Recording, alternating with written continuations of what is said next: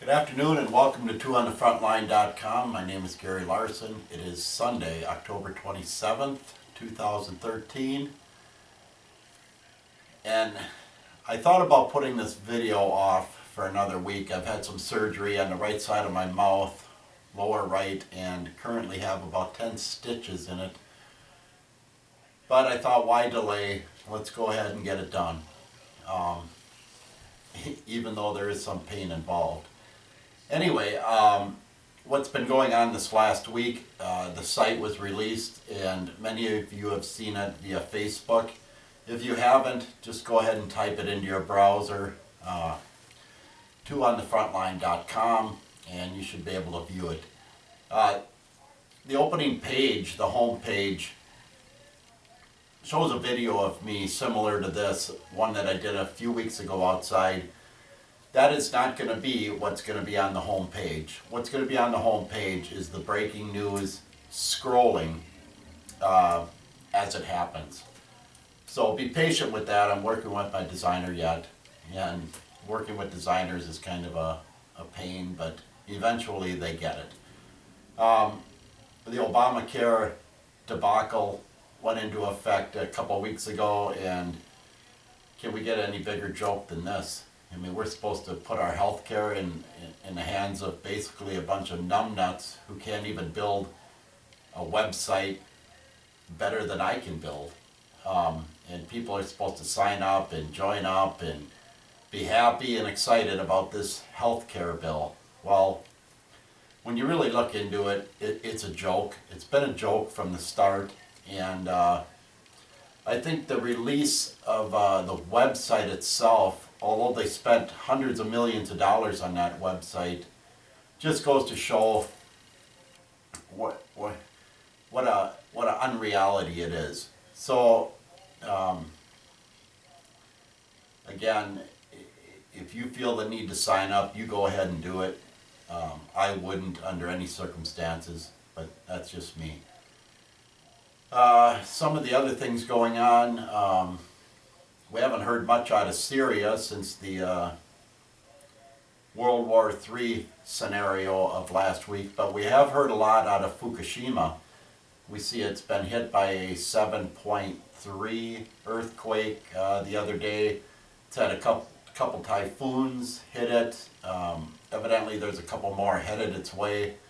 So where this is going to lead, I don't know. I heard today that they shut off the video cameras to Fukushima and are no longer going to show live pictures of that site. Is it any wonder? We see stories, posts all the time about radiation levels on the West Coast. Everything from the tuna to the salmon to the starfish dying. I put up a post a couple weeks ago about a ocean traveler who 10 years ago traveled that route from Osaka over to San Francisco, and during that time 10 years ago he saw a lot of life in that area. His most recent voyage, he basically said the ocean was dead. There was very little life, very few birds, and he was really shocked by what he saw. And for the people that live in this country, and we're getting the first stream, and we have since 2011, since this disaster happened, we've been getting hit with radiation, and of course we can't see, it's difficult to measure, etc., etc. The APA has pretty much shut off the monitoring devices, so we really don't know what we're getting. But one of the things I have always recommended is iodide to protect your thyroid. Maybe there's not much else you can do, I don't know, but at least with iodide you can protect your thyroid, which is a kind of a radioactive sponge in your body, and it takes in a lot of these toxic elements coming out of Fukushima. Evidently TEPCO has decided, I think next month, to start removing the nuclear rods out of one of their fuel reactors this is going to be a, a very difficult trick for them to pull off, and if it doesn't go exactly right, we could see the worst hit of radiation that the world's ever seen. Of all the nuclear weapons testing, along with Chernobyl combined. So figure out some way to try to protect yourself. I've heard the experts say, well, go to South America, well, do this, do that, but basically we're stuck here, we're stuck with it, and I would recommend iodide as a protection. Some of the other news going on, and I know all of you on this site are familiar with the NSA scandal. What's happened with the release of the Snowden files is extensive spying going on all of our allies, on we ourselves, and pretty much anybody the NSA feels they need to track. Chancellor Merkel from Germany, she just, I guess she's been being tracked for 10 years now and has just found that out. And so the European powers are freaking out over all this spying. Well, it's a good thing that we have people like Snowden. I know many of them will call him a traitor, etc., but he has blown open a Pandora's box of spying. And it's not just on the American people, it's on our friends. It's on France, it's on Germany, it's on probably Australia, many countries in South America. And quite frankly, they're fed up with it. They're having a fit over it, as every American should.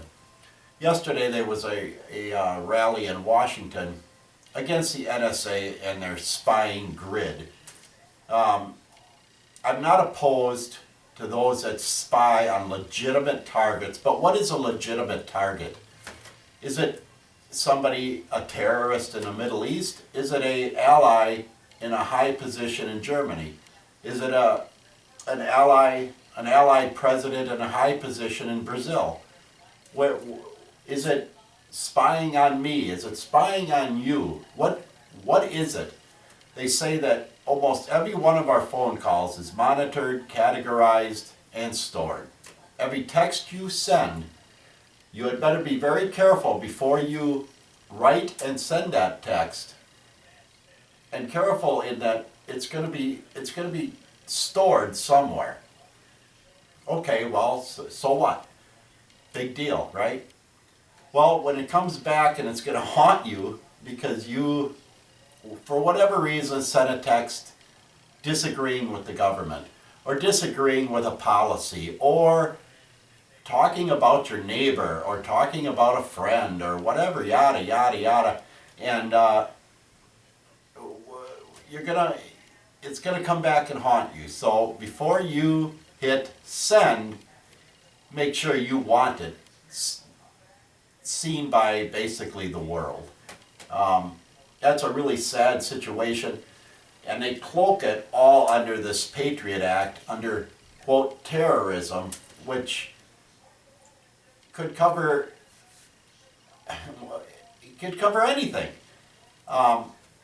Really a sad situation, and a lot of European, I guess 35 nations, are appealing to the United Nations for help against this spying grid.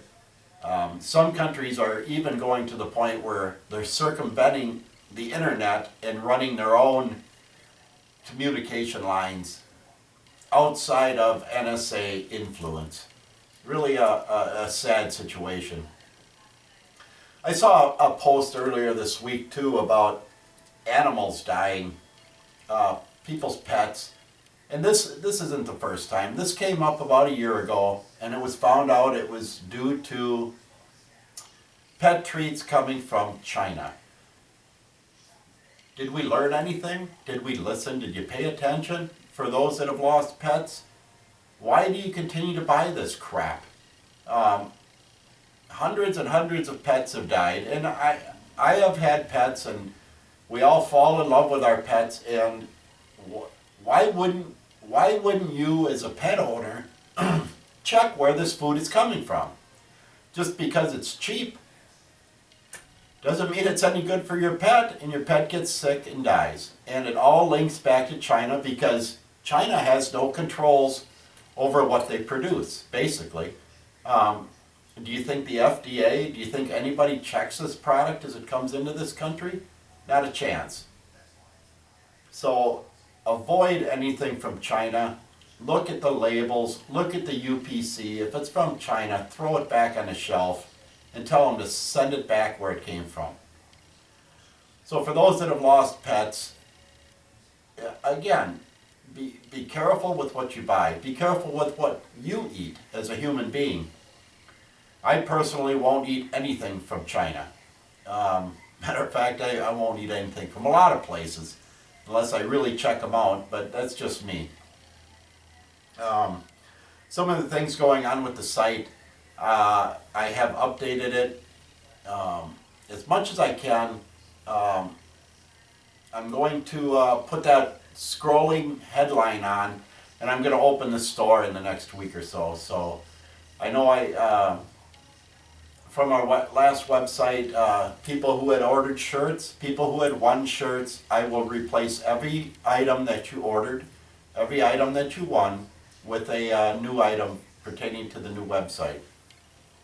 Other than that, I'm not going to talk too much. My jaw is sore. I go in a couple days and I get these stitches out, and hopefully they will be better. So stay true, stay on the front line with us, and have a great day. Goodbye.